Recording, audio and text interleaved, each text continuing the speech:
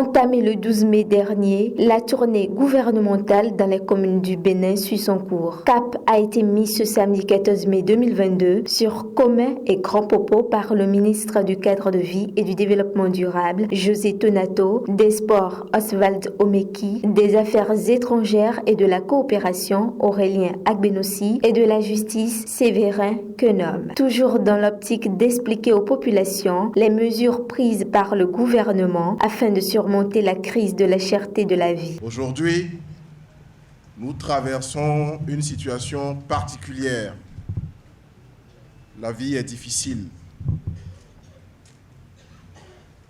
Les prix montent. La vie est chère.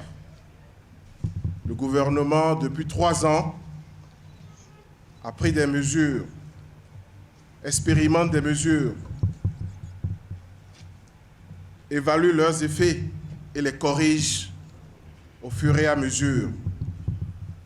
Depuis 2019, à la fin de l'année, nous avons connu la Covid avec son cortège de fermeture d'usines en Europe, de confinement, de fermeture des frontières et des transports aériens, autant de choses qui ont impacté la vie économique globale et qui également ont rendu la vie chère dans nos différents pays. Nous étions en train d'en sortir au bout de 2 ans. 2021, nous voyons le bout du tunnel. Début 2022, une autre situation se présente à nous, la guerre entre la Russie et l'Ukraine. Parce que ces pays sont producteurs de quelques produits de grande consommation, notamment le blé, l'énergie en termes de produits pétroliers, gaz et gasoil et autres, cela a davantage compliqué les transports internationaux et donc a eu une conséquence très élevée sur notre vie. Le gouvernement continue d'être à l'œuvre, mais étant donné que c'est un phénomène mondial, planétaire, qui n'impacte pas que le Bénin, les mesures qui ont été prises au niveau national, vous l'avez observé depuis la Covid, ont permis au Bénin, contrairement à d'autres pays, de traverser cette pandémie avec moins de difficultés. Nous sommes arrivés pour vous dire que le gouvernement a pris des mesures dont vous voyez les effets, ou peut-être pas assez encore, mais nous sommes surtout venus pour vous écouter. Le président de la République l'a dit et entend le faire. Vous savez que c'est un homme de parole. Ce mandat sera hautement social.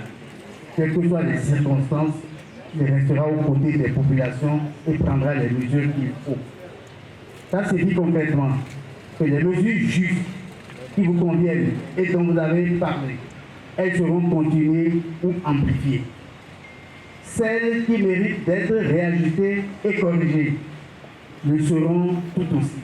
Et puis, les nouvelles qu'il faut envisager, entreprendre et appliquer, elles seront conçues en fonction du contexte, compte tenu de l'évolution de la situation mondiale. Le gouvernement continuera de dialoguer avec les producteurs, par exemple de ciment, ceux qui fabriquent la farine de blé, ainsi qu'avec les boulangers pour maintenir les prix au bon niveau.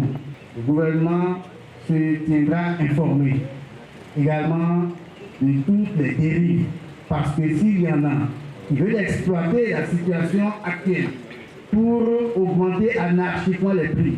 Et anglais que l'Itona sort en anglais. Ukraine me sonne, voilà.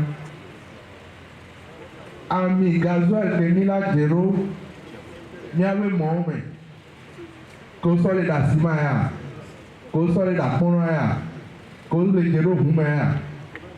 Russie me sonne, voilà. Et Yovo, farine de blé, qu'on la soit la Ponaya, l'Ukraine me a fait le sonne. Niawe, mixing de vide. Même pas de niaro que aussi les nouveaux côtés. Même pas transformation industrielle que là n'avait mianto miabe duma, mianto miado miabe mon. L'électromia transformé à quoi mianto miawe. Même pas de fou non. Miawe. Voilà. Village. Et 1990, il y a au socle italien bénévé et puis on a un bateau à Jobéniam. Voilà, nous sommes les présidents talons quoi alors? Mais il va aller à Cobé, c'est végan. Et qu'on a mis les comme filles, bien. Les que nous avons les officiers. Et les civils, mais là, on va deux mener. Et là, on peut à Moutier. Et donc, on peut qu'on milado, que là, et nous, que n'y avait rien. Il n'y avait rien comme quand que les bébés n'a mia. Ma papa n'y avait à me bourrer, mia, notre poisson et du bodo. Et bien, à fond d'eau. Et bon, et mis le couteau, mais les kémila, ouais, l'eau la couette pour mia. Mais bon, on va faire quand même, mais ça, mais. Cette mission républicaine vise également une écoute attentive des populations afin de trouver les solutions adéquates pour leur mieux-être. J'ai entendu des choses qui sont intéressantes cet après-midi ici. D'abord, 2 personnes ont dit que c'est la première fois qu'un gouvernement est envoyé en mission par le président pour expliquer les difficultés auxquelles le pays est confronté. Ce n'est pas la gouvernance talon qui augmente les prix, c'est un contexte international, c'est des facteurs exogènes qui nous imposent un certain nombre de contraintes et ce sont des mesures internes qui permettent aujourd'hui d'aller au-delà.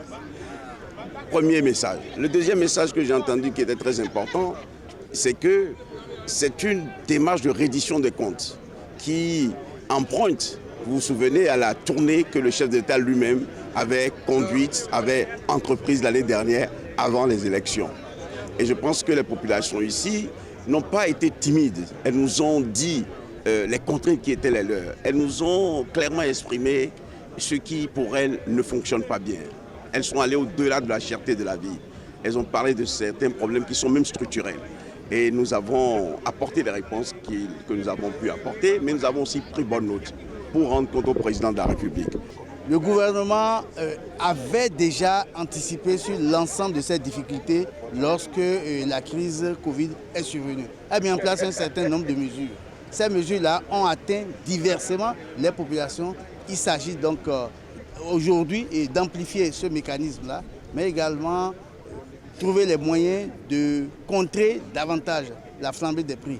Vous savez toutes les mesures qui ont été prises, notamment la renonciation à la TVA, les discussions avec les opérateurs économiques sur le prix d'un certain nombre de produits et la nécessité également de surveiller en collaboration avec la population les prix tels qui sont pratiqués pour éviter les spéculations abusives.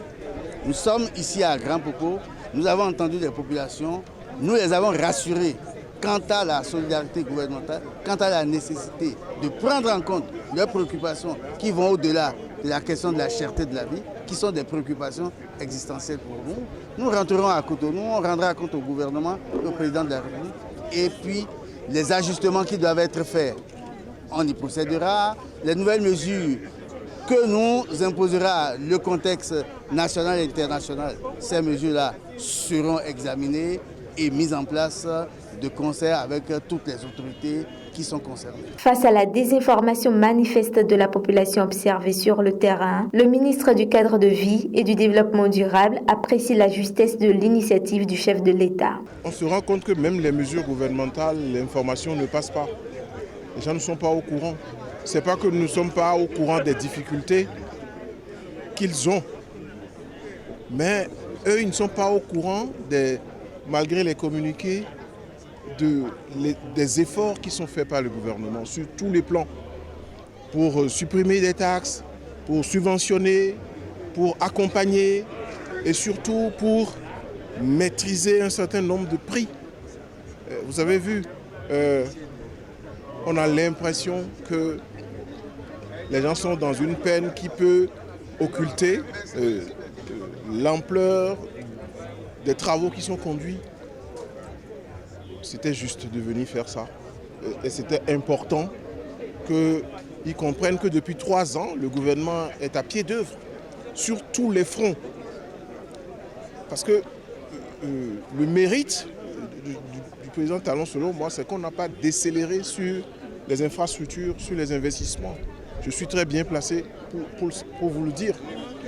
Malgré les efforts qui sont faits, près de 60 milliards dans le secteur agricole pour subventionner, 53 milliards pour subventionner les engrais, 10 milliards chaque mois pour que les prix des produits pétroliers soient maintenus.